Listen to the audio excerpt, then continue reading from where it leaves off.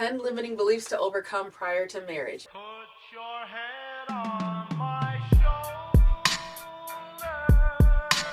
A limiting belief is a conviction or perspective that restricts our thoughts, actions, and potential for growth and progress. Limiting beliefs are usually negative and self-defeating. These are the self-imposed restrictions we put on what we believe to be possible or achievable. And these are often not conscious thoughts that we have. These are normally subconscious, deeply rooted from our upbringing, our past experiences, our fears, and also expectations from the society and the culture that we live in. Holding these damaging subconscious beliefs, we often don't even realize it. They're beliefs that we've always held, but we never question them because we're operating from them 24/7. It's not even something that we think to question, we just believe it to be fact. Holding these beliefs limits our ability to feel fulfilled or reach our full potential in any given area of life. We can have limiting beliefs in various different areas of life, including relationships, money, career, self-worth, personal abilities, and societal expectations. In order to overcome our limiting beliefs, we have to first recognize what they are, then make a conscious effort to challenge and reshape those beliefs and negative thoughts, and slowly but surely steer ourselves to a more optimistic mindset. These are some really common limiting beliefs that I've come across and that I've been told, especially as a young black woman, a young Muslim woman, a young black Muslim woman.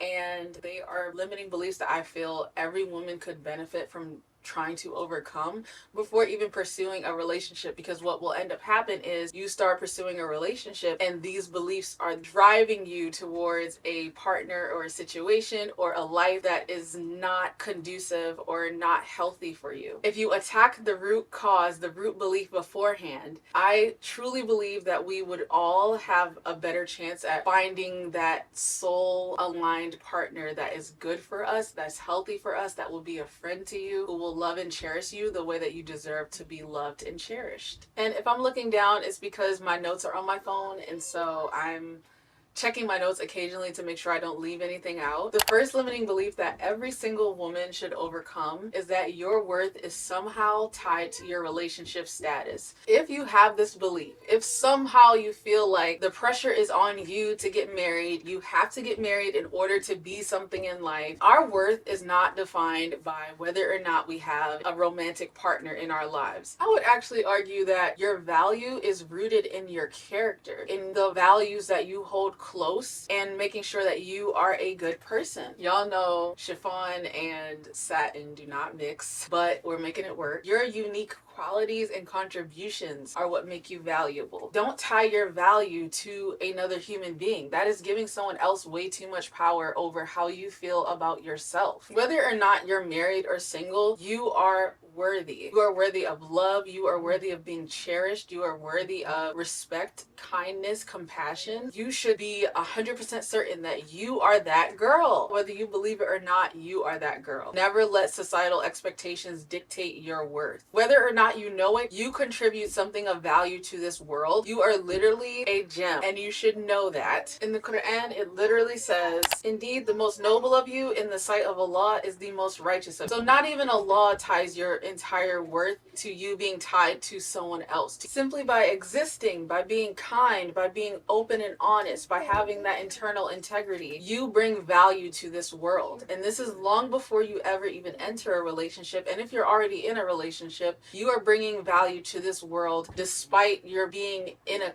couple with someone else, and he is individually bringing value to this world as well. But I'm talking to the girls here. And always remember that your value doesn't decrease based on someone's inability to see your worth.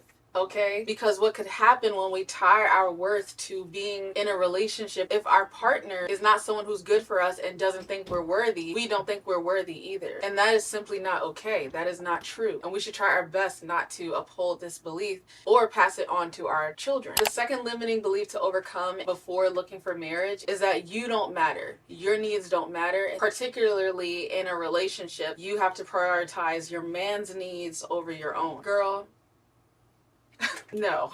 While it is important to prioritize your partner at certain times, don't neglect yourself. Don't pour into everyone else's cup and then leave yours empty. Leave some for you too. And that prioritizing your partner should be mutual. It should not be one person giving up every part of themselves for the other person to be happy. If your partner or your future partner needs you to give up every single part of yourself and basically just become a duplicate version of him, take on all his beliefs, take on all of his hobbies, his interests, forget about what you like to do, forget about your goals and aspirations. Now you have to give up every single thing to be with this person? No. You should always stick with your hobbies. You should always keep up with your interests. You should always pursue your goals and your aspirations. Don't give all of that up just because you now share your life with someone else. You are still your own person. And definitely don't put your own needs on the back burner because you think that somehow this is what you should be doing as a righteous wife. That is so far from the truth. We know as Muslims that both men and women have rights in a relationship. Nowhere in Islam does it say that a man has rights that a woman should fulfill and that's it. End of story. Close the book. No. Both partners have rights and responsibilities.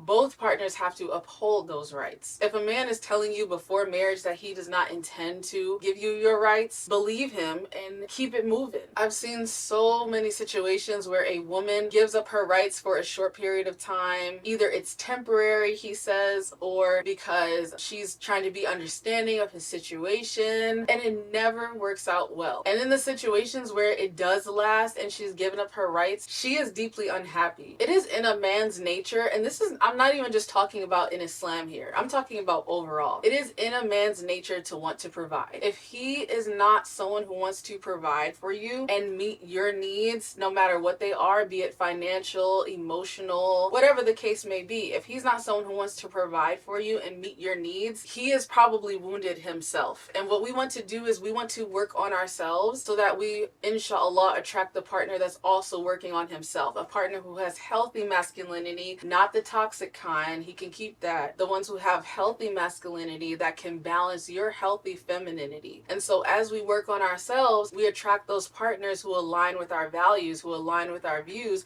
and who want to take care of us, who want to provide for us, who want to cherish us. And so it's super, super, super important to make sure that you are not putting your needs on the back burner, even for a short period of time. Now, we can argue that if you're both young, you're both in school, you're both just getting your life started, because I know a lot of Muslim couples get married young. If you really don't want to put it off for the time being, that's okay. But for those of us who are older and settled and, you know, you may be finished with school, do not settle for putting your needs on the back burner or telling someone that they don't have to fulfill your rights. I know there's exceptions in every situation, but it's usually only one person who's like, okay, I won't take my rights as a wife for X amount of time. And that's usually the woman. In these situations that I know of personally, maybe you know of a situation where this has worked and this has happened, but I've never seen a man say, I'm going to give up my rights as a husband for X amount of time. I only see women saying, I'm going to give up my rights as a wife so he can get himself together. If he's not together, then you need to wait. You just need to recognize that you guys are on two different timelines right now, and maybe this is not the best match for you. Remember that hadith where the Prophet ﷺ says, the best among you is the one who is the best to his wife. Period. If that doesn't tell you all that you need to know right there about the type of treatment that you should be getting as a woman in Islam, I just also quickly want to stress the importance of open communication and effective communication to understand and address each other's needs. Yo, everyone says communication is key.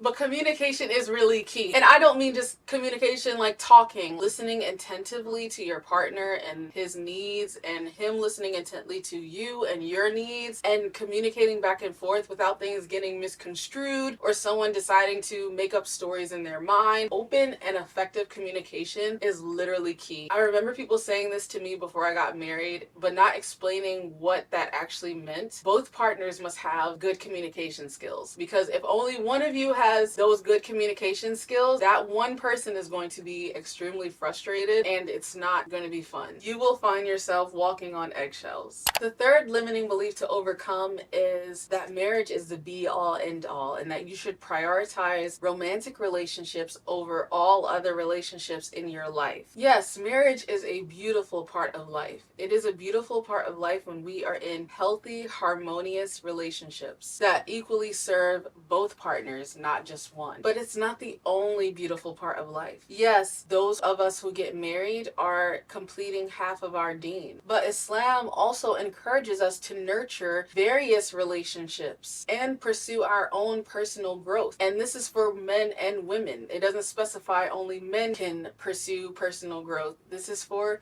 all of us equally. The relationships in the Qur'an and Hadith that are mentioned in high regard are your familial relationships, your relationships with your parents and your children, friendships, your relationships with your neighbors. You will have countless different relationships within your life. You are not to just prioritize one. Don't be that person who gets into a relationship or a marriage and then ignores and neglects all of their friends, completely forgets to keep in touch with any family members. And of course, I'm talking about those family members whom you have healthy bonds with and those family members whom you trust. I do understand that there are people who have toxic family members who they have to distance themselves from, and that's fine. But I am referring specifically here to healthy relationships and healthy bonds with people whom you love and trust. Don't give up those healthy relationships or put them on the back burner just because you're now married. And I would argue that when you get married, you actually need to lean on those bonds even more. For a lot of women, and sometimes men too, marriage means moving away from your home, moving away from your support system, making new friends, trying to build a new family, adopting his family as your family because your families are now joined together, and so his family is now your family. And this can be a very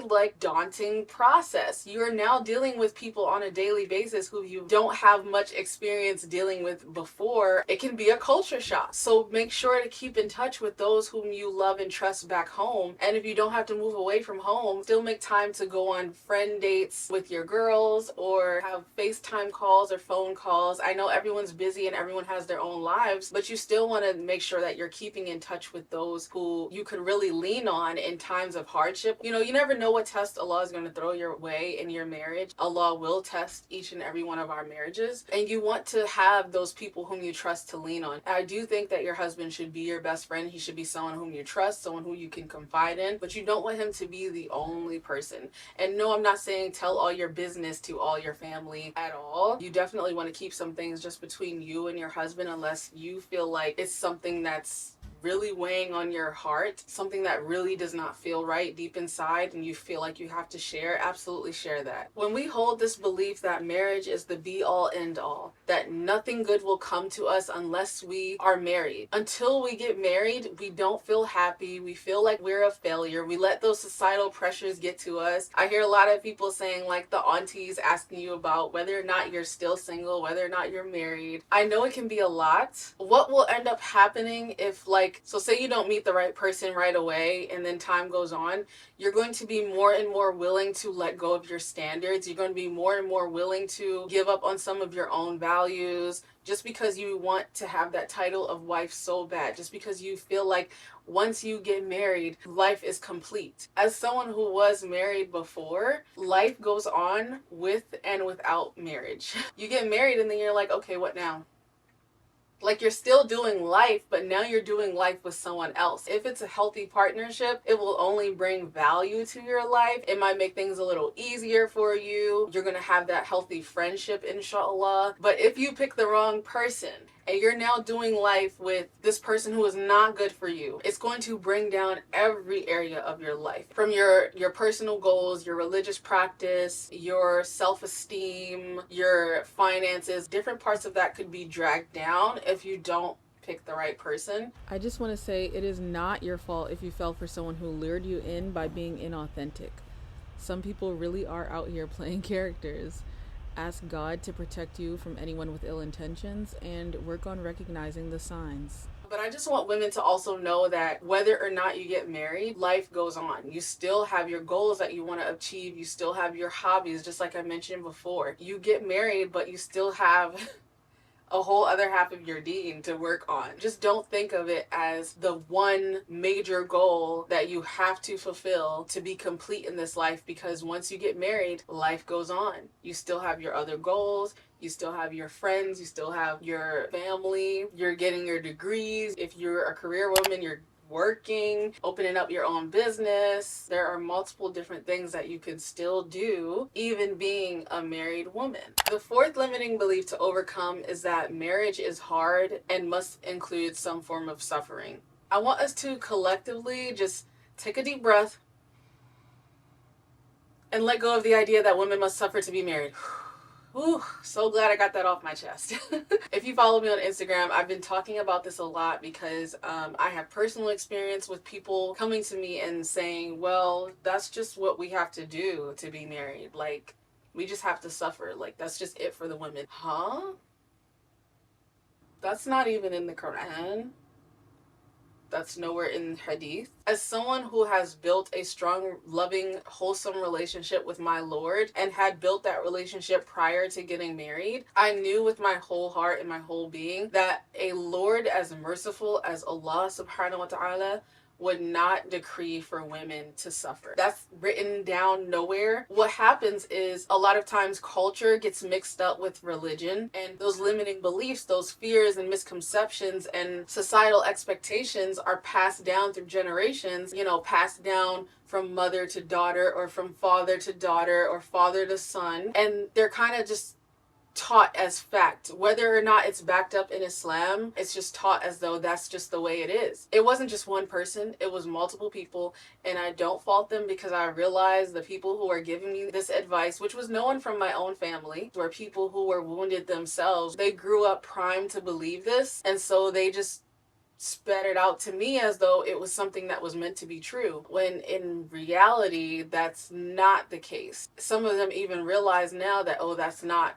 true. The gist of it was that this is just what women have to deal with in Islam, and as someone who believes in a creator who is just and merciful, I reject that. Allah has a phrase written on his throne, and it says, "Indeed, my mercy prevails over my anger." Of all the phrases that Allah could have written on his throne, this is what he chose to write. There are so many different areas in Qur'an and Hadith where we know and see examples of Allah's mercy, and in my own life, I have experienced so many different things that just confirm to me how merciful my Lord is. I could not be anything other than the Muslim that I was chosen to be. I know if I wasn't born Muslim, I would have felt my way to Islam, but I'm just so thankful that I was born into this beautiful, beautiful religion of peace and mercy, because I made a conscious effort to A, see if I wanted to be Muslim as a teenager, B, study the religion for myself, and C, build that loving and wholesome relationship with my Lord, absent of my parents, absent of religious leaders, just what I wanted to do on my own. I already had certain core beliefs and values, and one of them is that my Lord is merciful and that my Lord wants good for me. And I truly believe that he wants good for every single one of his slaves, that he wants good for every single one of the Muslim women on this earth. We literally give, and I'm not saying give life as in give soul, but we literally give birth to human beings. We are an integral part of society, and you think Allah would ordain for us to be mistreated, for us to be abused? I just don't rock with that. My heart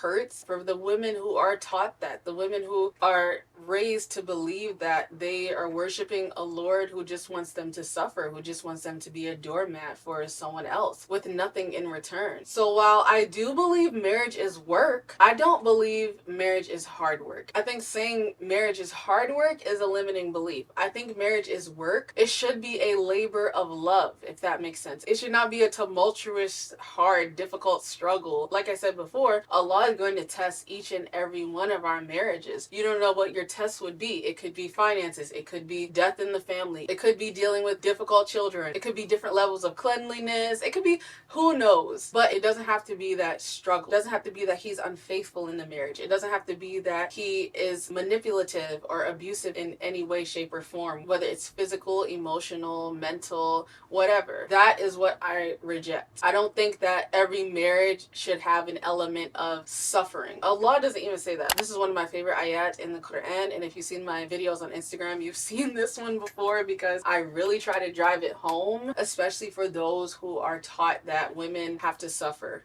in this world. So yes, challenges will arise, but the foundation of marriage in Islam is on love and understanding. It's not about perpetual struggle, but companionship. And I take from the examples of some of the best men to walk this earth, which were the prophets of Allah, Prophet Muhammad sallallahu alaihi wasallam, and the Sahaba and the Sahabiyats. I take from them as an example. And nowhere in that do you see abuse. Nowhere in that do you see manipulation. Nowhere in that do you see gaslighting. Nowhere in that do you see infidelity. Those are things that I wholeheartedly reject. If it's not close to the marriages that we see with the Sahaba, the Prophet sallallahu alaihi wasallam, and the Sahabiyats, I don't want it. I'm good by myself, okay? Yes, certain challenges will arise, but not challenges that deeply hurt and wound you as a person, that require you to become a shell of yourself for someone else. I don't believe those are the challenges. Allah knows best, but from what I've learned and what I've studied about Islam, what I believe to be true about my Lord and this religion, I don't believe that those are the tests that Allah is referring to. Otherwise, we would have seen it. We would see it emphasized in Islamic history if that were the case, and it's not. So I believe that you should have that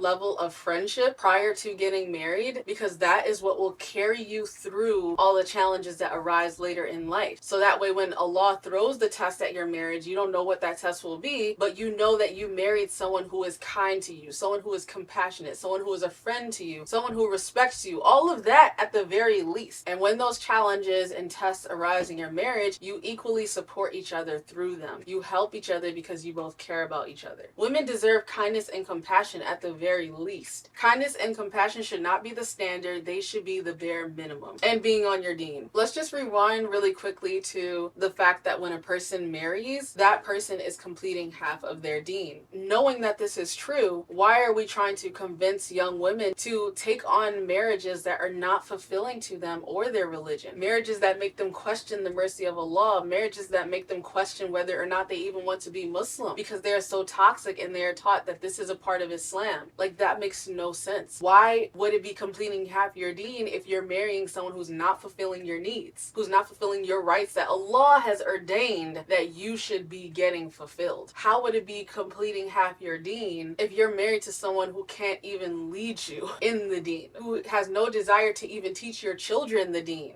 I just have a lot of thoughts. The fifth limiting belief to overcome prior to getting married is that you must always think logically and that your emotions are equivalent to weakness. That following your heart is a weakness and that you should always think with your mind and not with your heart or your gut. In Islam, we value both reason and emotion. Emotional intelligence is a thing, guys. Emotional intelligence is a strength that helps us navigate different complex human experiences and relationships. And marriage is a complex human relationship that requires a lot of emotional intelligence and being in tune with your emotions for both partners. Balancing logic and emotion is essential. Don't try to shy away from expressing your emotions or saying, "This doesn't feel right to me.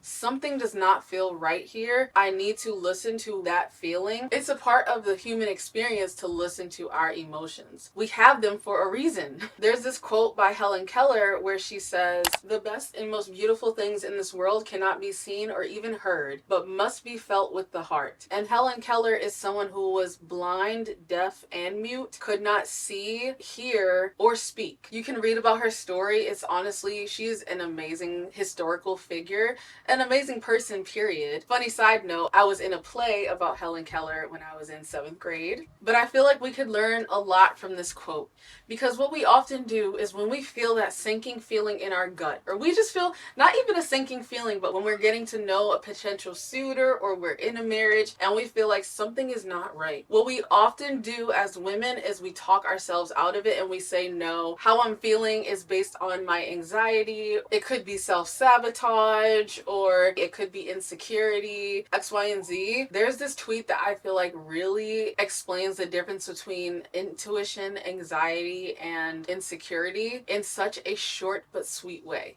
It says, "If the fear lacks a logical reason or no reason at all, it's anxiety. If the fear is illogical, centers my feelings, and makes me want to react impulsively, it's an insecurity. If the feeling is logical without impulse and I can feel that shortness in my body, it's intuition. I agree with this 100%. Our biggest mistake is ignoring our intuition. You are not tripping. If you feel like something is off, that's because it is. If Allah is sending you signs in the real world or in your dreams, 9 times out of 10, you should look out for those signs. Without giving away too many details, I have never regretted trusting my intuition, and I have always been proven right later. And there are some instances where you might go to trust your intuition and then you never know whether or not it was true or not. I asked Allah to make it clear to me, and istikhara, salatul istikhara, will be your best friend when you are looking to get married or you are in a marriage. Pray salatul istikhara about any situations or any decision you have to make, but especially in situations that require major life decisions like marriage. So I would pray salatul istikhara and I would ask Allah to make something plain to me, and He always would. Always. In His own time, but always. It never failed. And Sister Zakia had a video on Instagram, which I'll link down below, where she talks about how sometimes we'll say, I prayed salatul istikhara and something bad happened to me. Like, what is going on? Like, we automatically assume that when we pray istikhara, that it's going to be the outcome that we want. Sometimes it's not the outcome that you want, but it's the outcome that Allah knows is best for you. It's the outcome that Allah knows is saving you from even greater pain and hardship down the line. And so if you're getting intuition about someone prior to marriage, you need to listen to that. That is Allah saving you from greater hardship down the line. For me, I got some intuition prior to marriage, but I still prayed salatul istikhara, and I just wasn't trusting myself. I wasn't trusting my gut, and I was telling myself that I was just tripping, that I need to give this man the benefit of the doubt. You know, we're supposed to give like 70 excuses. The Islamic belief about giving your brother or sister 70 excuses is so that we are not judgmental or arrogant, which is a really serious offense in the religion because no human is above another. It's also so that we remember to be forgiving and don't take things personally if we don't know their true intentions. But if someone is clearly showing you their character and a destructive pattern of behavior, there's no need to make excuses. Apply this hadith to the person who cut you off in traffic, not the person you want to marry whose behavior doesn't align with your soul. Don't do this to your own detriment, please. That gut feeling comes from Allah. Allah speaks to us in different ways. One of the ways that He speaks to us is through Qur'an. I personally believe another way that Allah sends signals to us is through our thoughts and emotions, through our feelings, through that feeling that we get in the pit of our stomach when we know that something is not right. We're doing ourselves a disservice when we decide to ignore that message that we're getting from God and say, you know what, no, I'm just going to move forward without trusting what I'm feeling inside. Who do you think is giving you those feelings inside? And you can look into the science of energy. It's something that, as a sociologist, I have been studying for a long time about how we can feel energy. And that's scientifically proven now. There are countless different studies. There are countless different books you can read on it. I have read several myself. Let me know if you would like me to share a few of those books. But we can feel energy. And so if someone is being insincere, or they do not have the best intentions with you, or they are not good for you, they are not a good match for you, they're giving off a certain energy and you are feeling it. And this is true for not just romantic relationships, this is also true for friendships. But yes, you absolutely need to trust your intuition. You absolutely need to listen to your heart, listen to your emotions. Men are usually a little bit more logical in their thinking, and women are usually a little bit more emotional. And if you want to learn more about this, you can read this book called Men Are From Mars, Women Are From Venus. I read it maybe 2 years ago. It's a great book if you want to learn how men versus women communicate. There are differences between the way that we communicate with one another. I think that's important to know if you want to get into a long-term romantic relationship with someone of the opposite sex. It's just helpful. And of course, it's not all black and white. There are exceptions to every rule. The author makes that disclaimer in the beginning of the book, but I do think it is a really good read. The next time you question your intuition, just know that Allah knows and sees all. He knows what someone else's intentions are that you're dealing with. He knows what that person intends to do. He knows the plans that they're making. They may think they're slick, but they are not too slick for Allah. Allah is so merciful to you that He puts that feeling inside you so that you know to look out for a situation that has not even happened yet. My intuition has never failed me. And I will say that one more time. I have never trusted my intuition and said, oh no, I was wrong. That has never happened. And I have had several situations where I needed to depend on my intuition because I did not know what was going to happen or what was happening behind my back. And when I decided to fully go in and trust my intuition, Allah showed me later, literally showed me proof later that He had my back all along. I am so grateful to Allah for that. I will say, however, take your time until you feel sure and content in how you want to move forward so you leave no room for regret later down the line. I know some people are like, I need the facts before I make a decision, and I understand and I respect that. But don't ignore what your gut is telling you. Don't brush it off or underestimate those feelings because they do matter. And they're not just coming out of nowhere. Those feelings are there for a reason. Whether or not you pray istikhara, make dua, pray to God that He makes it absolutely plain to you, whether that is, following what your heart and what your gut is telling you, or staying in whatever situation you're in, or moving forward with whatever situation you're moving forward with. If you are looking to get married, don't say yes to someone until you are 100% sure that this is the right match and this is the right person for you. That this is someone you could see yourself being life partners with for the rest of your lives and raising your children. But if you are already in a marriage and you are trying to decide whether or not you should stay, don't leave until you are 100% sure. Don't give up on that marriage until you are 100% sure, because you don't want to walk away saying that you regret it or that you didn't do everything that you could. For me personally, we did everything that we could. I made sure that before choosing to end that partnership that I could walk away saying that I did everything that I could to see if this was a situation that I could stick with long term. I prayed about it so much, and I only continued to get confirmation from Allah that this was not meant for me.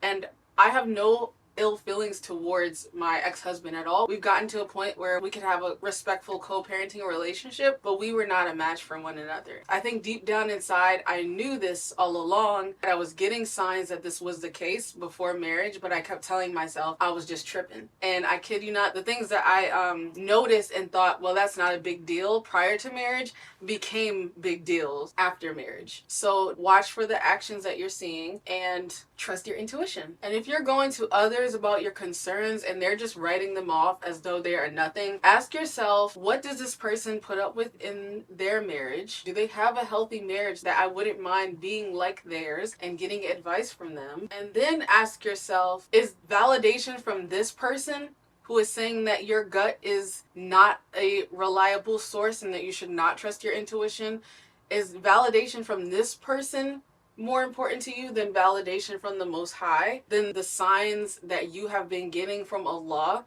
that tells you that this is not a good match for you? There you have your answer. The sixth limiting belief to overcome are any limiting beliefs that you hold about men. Because if you want to marry a man, you're going to have to know that good men exist. And some of those limiting beliefs are all men are trash, all men watch corn, and I have to say corn because algorithms will censor certain videos. All men look at other women. All men are disrespectful. All men are abusive. Any belief like this, flush it away. There are men who do engage in these behaviors, but that is not every single one. And if you tell yourself inwardly that this is the case and you harbor this limiting belief, you will only encounter those men who do those things. There is a very popular limiting belief that I've heard time and time again, that all men watch porn. And I've heard it from Muslims and non-Muslims alike. And I side-eye it every single time. Because why do you think that? Maybe you encountered a man who watched it. Maybe you had an ex who watched it. Maybe you had male friends who would watch it. And then all of a sudden you're like, oh, this is just something that all men do. Or like me, you've had other women come to you and say, oh, this is just a normal behavior for men. It's not. I'm here to tell you right now, wallahi, not all men watch porn. So long as you have this belief that they do, you will only encounter the ones who do, because your subconscious is looking to confirm that belief unknowingly. So you will go for the guys who will confirm that belief to you, and they will be engaging in those behaviors and try to make it seem like it's a normal thing, when that is not the case. I think another belief that we need to abandon is that corn is not a big deal, that it's not a damaging, detrimental part of any relationship, that people can watch it and it's fine, that a husband and wife can watch it together. We're not even going to talk about whether or not it's permitted or not, because Muslims and non-Muslims have said this to me, and they just believe that to be fact. Let's just talk about the studies. Let's talk about what this does to relationships. Let's listen to the experts. Brother Qasim Rafiq, a certified coach and relationship expert who focuses on relationships, marriage, and other aspects of life, wrote in a post on his Instagram, quote, "Based on my years of working with clients, I've observed that a significant spike in infidelity cases among the younger generation compared to those aged 35 and above can be attributed to the fact that the younger generation grew up with radically easier access to porn." He goes on to say, "This accessibility has greatly influenced their relationship dynamics, leading to concerns like infidelity, maintaining multiple romantic and intimate interests online and offline, and porn addiction. In contrast, the older group faces distinct challenges related to communication, parenting, and long-term relationship adjustments. These observations highlight the evolving nature of relationship dynamics across different age groups in this modern era of corn." Because of the algorithm, there are certain words that I cannot say, but I hope you understand what I'm getting at. This is a Muslim man who is a relationship expert and coach saying that corn is a big deal and it will 100% impact your relationship. Don't believe anyone who tells you that it will not. Do your own research like I did. Take it from the experts, not from me. There are countless published studies on this to this day that show the behaviors that men who watch porn exhibit in and out of their relationships. It affects not only their romantic relationships, but every other aspect of their life. And it makes me so sad that this is something that a lot of young, inexperienced girls are told to deal with, because it is not a big deal. Yes, it is. They are not told how severely this could impact their relationship and intimacy with their husband later on. And I say this with everything in me. You can 100% have a fulfilling, intimate life without corn being involved, but you will not have a fulfilling, intimate life if corn is involved. And I stamp that. It will negatively impact your relationship, intimacy, and not just one form of intimacy, but multiple. Cuddling is a form of intimacy. Hugging is a form of intimacy. Those things are all forms of intimacy that will be also impacted if he is obsessively watching corn. I saw a tweet that really stuck with me a while ago. It said something like, women will say that they don't care if their man watches it until they experience a relationship with a man who doesn't. And so those women who often say, oh, it's not a big deal, all men do it, it's just, it's just a part of life, it's because they've never experienced relationship or intimacy with someone who does not watch it. And there is a stark difference between a relationship with someone who does and a relationship with someone who doesn't, and it shows up in multiple areas of that relationship. And I'm telling you, as your sister in Islam, do not get with a man who engages in this kind of behavior for your own safety. As with other limiting beliefs regarding damaging beliefs about men, you just don't want to generalize. And as someone who has really good brothers, who has a good father, I know that good Muslim men exist. And I know good Muslim men outside of my family as well. And so I don't subscribe to that belief that all men are trash, because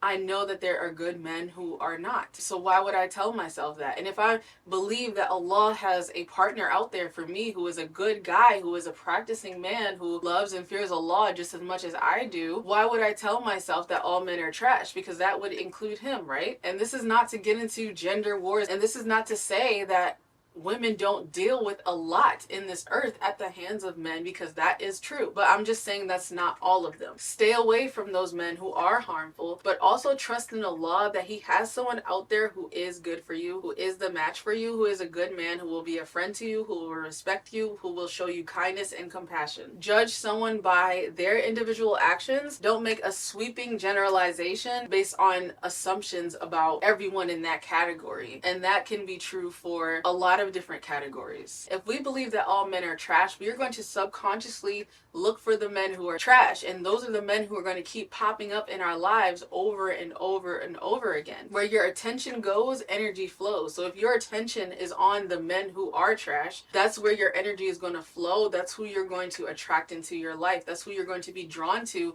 whether or not you want it. But if you know in your mind that there are good men out there, and you are set on this belief, you know good men yourself, you can say that good men exist, your mind will be more open to finding and attracting those men who are actually good for you and do not engage in those damaging behaviors like watching porn, looking at other women, because not all men do that either, being inappropriate, following inappropriate accounts on Instagram, all of that. You won't have to deal with that if you just keep an open mind that there are actually men out there who don't do those things. So yes, I'm sorry if this upsets some of the ladies, but you do have to let go of those beliefs about men that have you in a chokehold. And like I said before, limiting beliefs come from past experiences. It comes from our fears. It comes from what we're exposed to in our cultures and in the overarching of society. So if you have experienced being around a whole lot of men who are not good people, if it's possible, literally act like they don't exist, block them from your mind, don't give them any energy. There's a lot of content out there that calls out men and their behavior. My content is not part of that, only because my content is specifically for the women.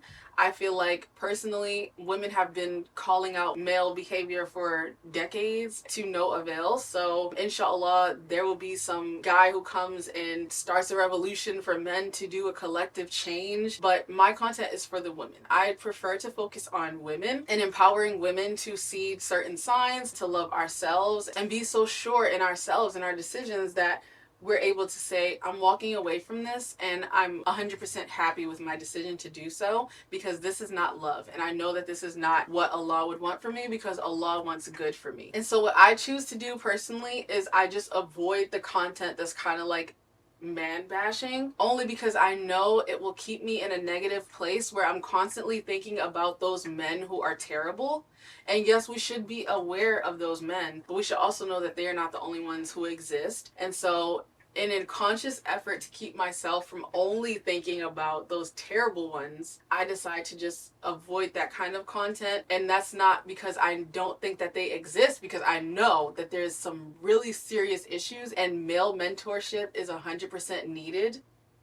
100% needed. But I just decide to like not really focus on that, because again, where your attention goes, energy flows. I'm not giving men who aren't treating women well any of my energy. They get nothing from me, and they should get nothing from you either. The 7th limiting belief that I would like women to overcome before looking for marriage: that a woman's success somehow threatens a relationship.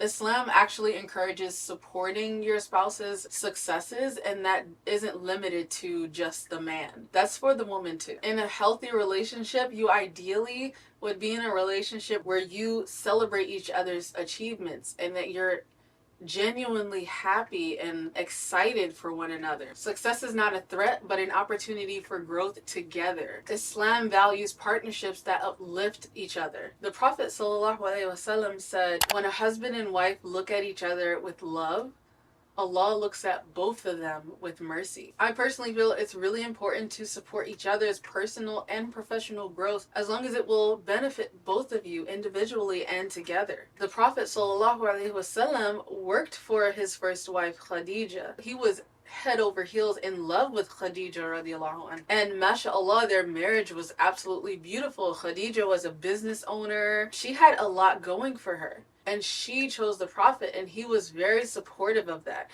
He never encouraged her to stop. He never told her that she couldn't pursue her dreams. He never told her that she had to give up all of that to be with him. If the Prophet ﷺ, the best man to walk this earth, didn't expect his wife to give up her goals and aspirations and her dreams for him, who is that man on the street to be asking you not to get your education, not to pursue your goals, not do what you want to do? And I have nothing against people who want to stay home.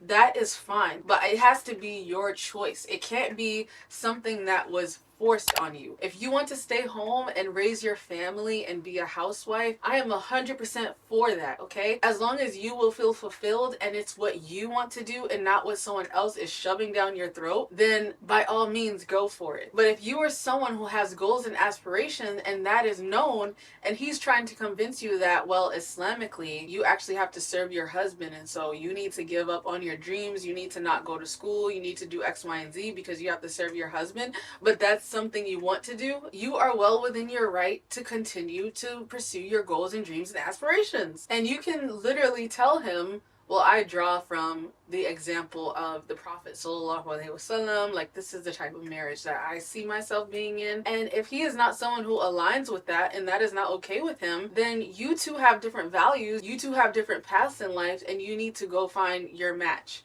You two are not it for each other. I want more women to give up that belief that a woman being successful is a threat to a marriage. I recommend this book called The Love Gap, and when you read it, if you read it, you will understand why I recommend this book. The Love Gap is a really great book, and it basically explains why as women we should not marry down or date down, why we should go for partners who are either on the same level or above. And I'm not saying level as in one is better than the other. I just mean in the same place in life or above. And I would say that this is honestly relevant to not just career, money, finances, or whatever. I think it's also relevant to other areas of life, like your spiritual and religious practice. Marry someone who is on the same level as you or above. Because if you marry someone who is lower than you in religious practice, your spiritual and religious practice will decline. It's just a natural degradation that will happen. And I did not realize this until it happened to me. But if you marry someone who is not practicing on the same level that you are and may struggle in some areas, and I'm not saying that you have to be perfect or that he has to be perfect, because we all struggle. It's normal to struggle with certain religious practices. Yes, we should try our best not to, but it happens to the best of us, okay? Just remember how Allah is all forgiving, Allah is all merciful. Try your best to do better tomorrow. But if you marry someone who, let's say you pray all 5 of your prayers and he's not really praying his prayers, he might pray one here and there, but he's not really doing it. I guarantee you over time, you're going to start to struggle with your salah. It's very difficult to marry someone who has a different level of practicing than you do. And it will slowly over time rub off on you whether you like it or not. There's a reason we're told to keep good company around us, especially regarding friendships and everything, because you are the average of your 5 closest friends. And I would say your husband is probably one of the biggest influences, because A, you should marry someone who you're going to be friends with, but also this is just someone you're around all the time. You're going to start to pick up his habits. You're going to start to pick up the little things that he does. So like what happens when you're both out and the prayer comes in and he is not thinking about that prayer, but in your mind you're like, I really want to pray. It's just, trust me, it's going to be an issue. So anywho, back to a woman's success possibly threatening a relationship. We know from looking at examples from our prophets that this is not the case. And I do believe that when you marry someone, they should be on your level or above. So whether that is like education, finances, and this is not to say be shallow, because a lot of time what we want to do as women is we want to say, it doesn't matter. I don't care if he has this level of education. I don't care if he has a job, as long as we're happy. Girl, you say that now, but when you are years into a marriage with a child or more than one child, and you realize that this person doesn't have it in him to want to provide for you, you're going to feel some type of way. In this book, The Love Gap, because we as women, we like to make exceptions and we like to make excuses for others all the time, because we try to be so understanding that we will even give up some of our relationship standards for someone else because we want to be understanding of him. But if you read the book, The Love Gap, it talks about how you really just can't do that.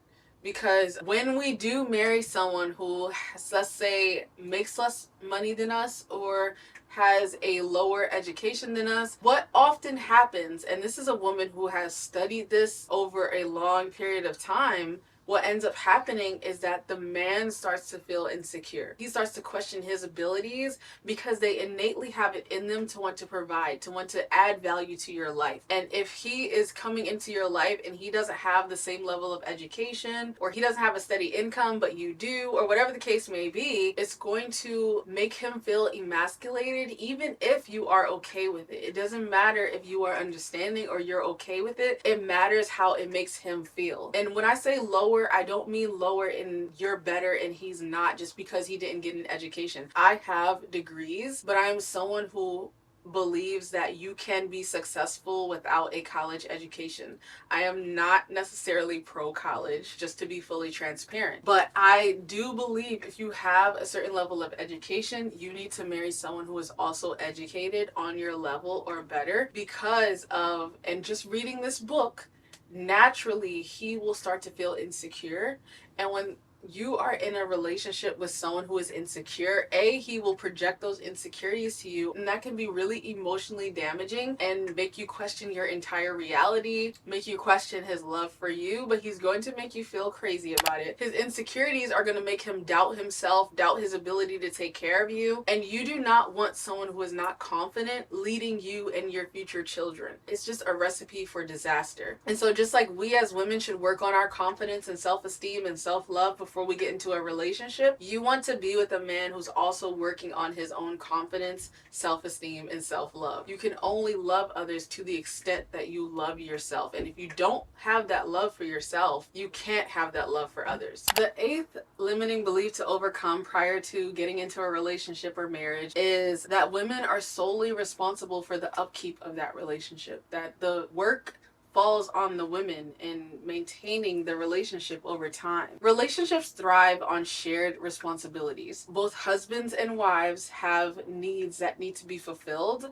in relationships, and it's not just one-sided. Both partners contribute to the well-being of that relationship. A partnership that fosters teamwork and cooperation, because maintaining a healthy marriage is a joint effort, not the sole responsibility of one person. If you've met your match and you two get along well, he's kind and compassionate, he respects you, he's open and honest with his communication, and you're like, okay, this works, then both of you will equally put in effort in the relationship to make sure that it is a fulfilling relationship for the both of you, that both of your needs are being met, that both of your love languages are being fulfilled from either person. This is how you make way for a balanced and harmonious relationship. And again, I'm emphasizing that this is ideally in a healthy relationship, because you cannot thrive in an unhealthy relationship. The most confident of people cannot thrive in an unhealthy relationship. It's just not going to happen. In an unhealthy relationship, someone's needs are not going to be met. In Qur'an, it says, they are a clothing for you and you are a clothing for them. Yet another one of the ayats that just emphasize that it takes two, that this is cooperation, that this is a shared effort. And when issues arise in your marriage, or you get certain tests in your marriage, it's not going to be on one person to make it through for both of you guys. No, you both have to put in the effort to make sure that you both get through it and that you're both okay in the process. If you are currently married and you're going through a period of hardship or strife and you are just fed up, know that it is not solely your fault. I remember going through a period like this in my marriage and being told that it's just on me. Just stop nagging.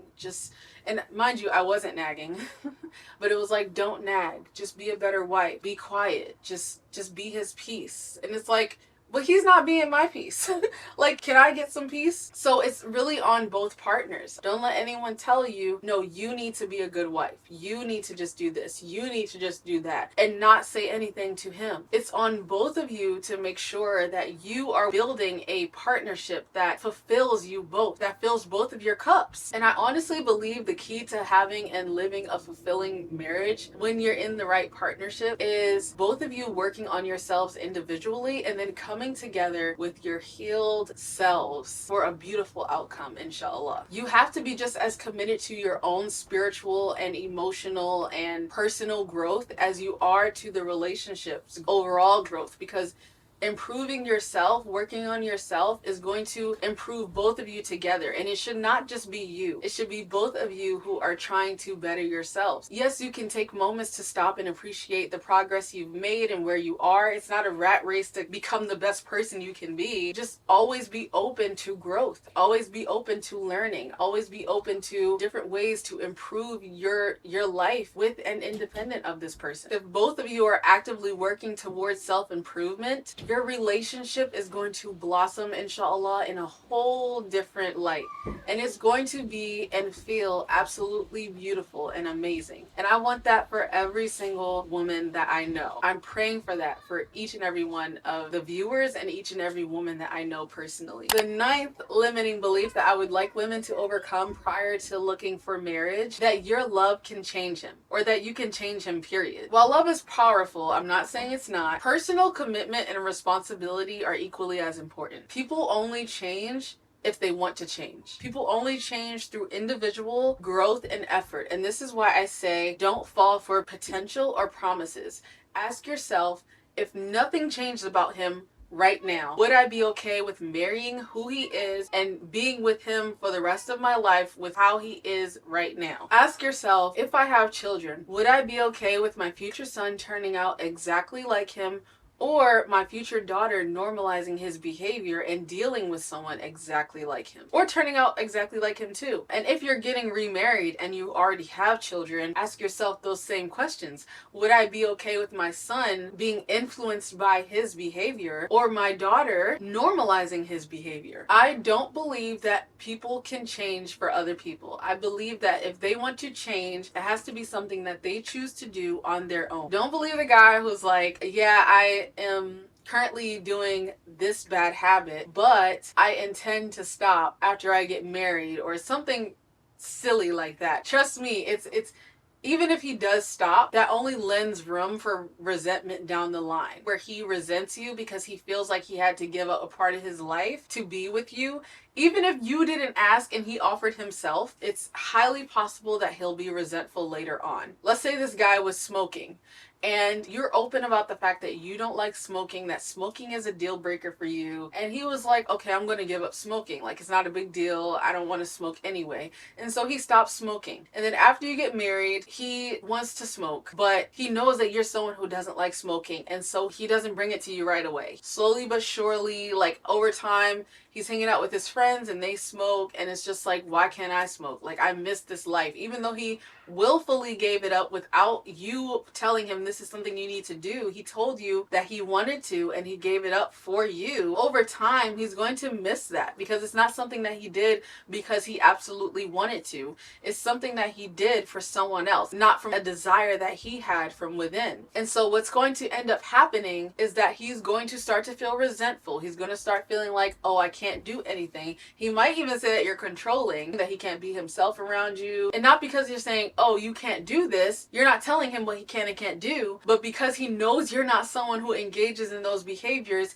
he inherently feels like he's not able to do those things around you. And then he may just start to smoke. He may just start to do it again. And then when he does it again, it's kind of just like, well, this was something that I always wanted to do anyway. I only gave it up for you. And that is a true story. And that's just one of many examples. And I say all of this to say, if someone wants to give something up, it should be for themselves. It should not be for a partner. When you are getting to know someone, if he's just starting to be the person that you want him to be, let's say you really value praying, and he's not someone who prays, but he's like, oh, I'll start praying for you. Make dua for him, wish him the best, and keep it moving. You should be talking to the person who values praying just as you do. The divorce rate is so high. For the best possible outcome, inshallah, you want to marry someone who shares your same core values and beliefs without it being a recent change. So if you are someone who makes salah regularly and he is not, and he's saying he's going to do it for you, keep it moving. Because while he may end up making that change, and that's the push that he needed to be consistent in his salah, what oftentimes will happen is he's going to have all this this momentum, and he doesn't even realize himself that this is not sustainable for him because it hasn't been a habit for him prior to this. And I'm not saying that we should judge anyone once again. I'm just saying that you should recognize what's good for you. I think it's best for both of you that you go for people who are in line with your own core values, your daily habits, and your lifestyle and your beliefs. What may happen is that he has so much momentum in the beginning to pray, and then he falls off, and then he's maybe praying 3 times a day instead of 5, and then he maybe starts praying 1 prayer a day,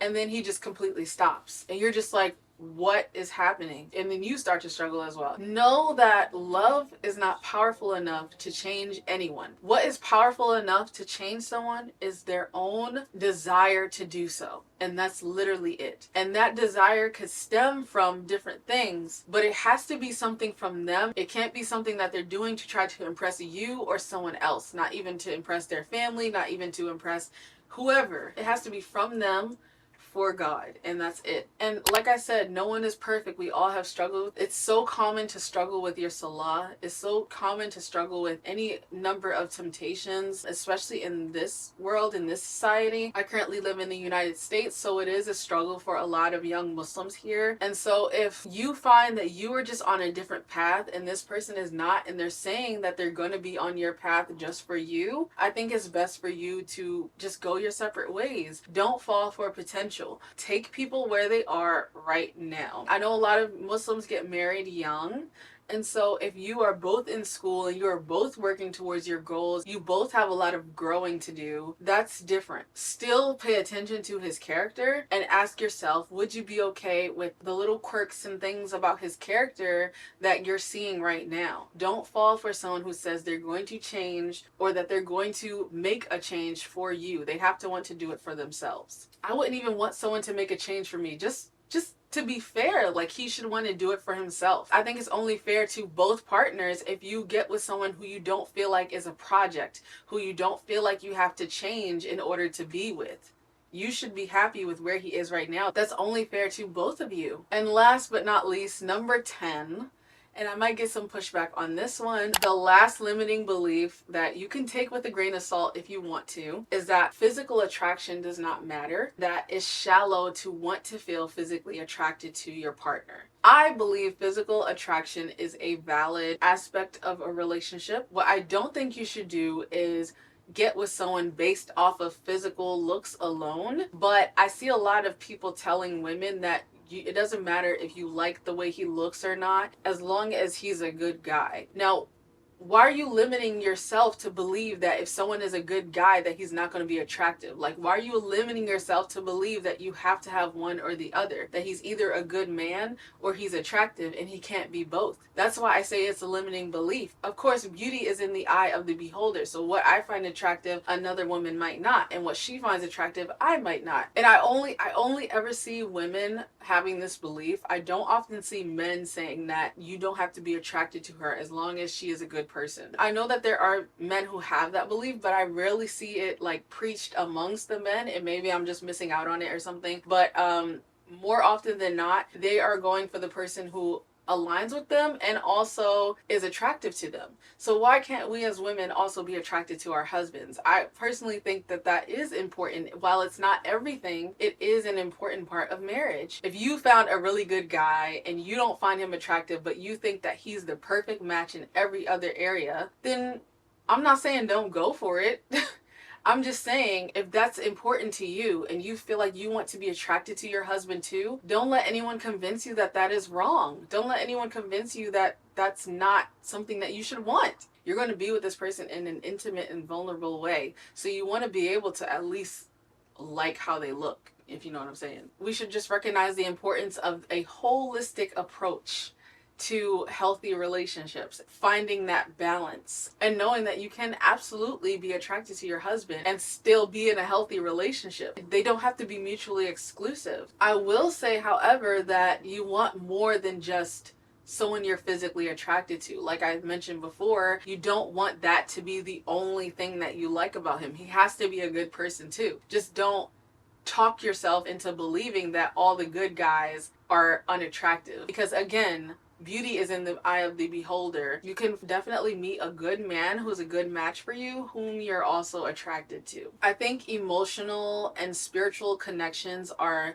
extremely important, and just knowing that you are overall compatible with one another definitely should be at the forefront. However, I think a physical connection is really important for a marriage to thrive as well. And I would flip it around to say that if you're not attracted to this guy, there's definitely going to be someone who has the biggest crush on him. If you just can't get over that one thing, there's going to be someone who really likes him. And so I think it's only fair to him too to move out of the way for that person who will actually really like him for who he is and the way he looks and everything. I will say, however, don't fall for the trap of chemistry in order for this to be a guy who you could spend the rest of your life with. Chemistry can always come. Like, chemistry doesn't have to be instant. It doesn't have to be something that happens immediately right away. Some people are shy, some people are socially awkward. I'm someone who used to be very shy. I've kind of grown out of the social awkwardness, but I was very shy and introverted as a kid. And so if you met me the first time when I was younger, I would not be as open and charismatic and able to carry a conversation as I can today. And so I'm mindful of that when meeting new people, whether it's friendships or coworkers or whatever, and I don't judge them based on that first interaction, because I know from someone who has experience with that, I wasn't always myself in our first interaction. So I'm not telling you to write someone off just because you didn't have that instant chemistry. I think that's different than physical attraction. Chemistry can sometimes be a lie in the beginning. You could have really great chemistry with someone who is actually not someone who's good for you. So you don't want to just go based off of whether or not you two have chemistry alone, because you can always build that later on as you get to know him. Or you could have chemistry with someone in the beginning and then realize, oh, this is actually not a good person for me. So I just want to emphasize that as well. Don't sleep on the guys who have no riz, y'all. Like, I think that word is so funny. Let's look up what riz means for those who may not know. Riz is style, charm, attractiveness, the ability to use your charm and charisma on a potential partner. Do you want that guy who has riz and he's using that riz on everyone? Or do you want that guy who reserves that for his one partner whom he loves and cherishes very much? I wouldn't say judge someone off of their riz or lack thereof, because that can always come later on in the relationship, especially with us, like as Muslims, certain things we just don't do prior to marriage. Of course, some people do, but like as a whole, it's not as common. That's not to say that your relationship will be absent of it. Again, just communicate your love languages. Communication is literally everything. Tell your partner or your future partner exactly what you need and you'll be good. Thank you, ladies, for tuning in, and let me know your questions and what you want to see next.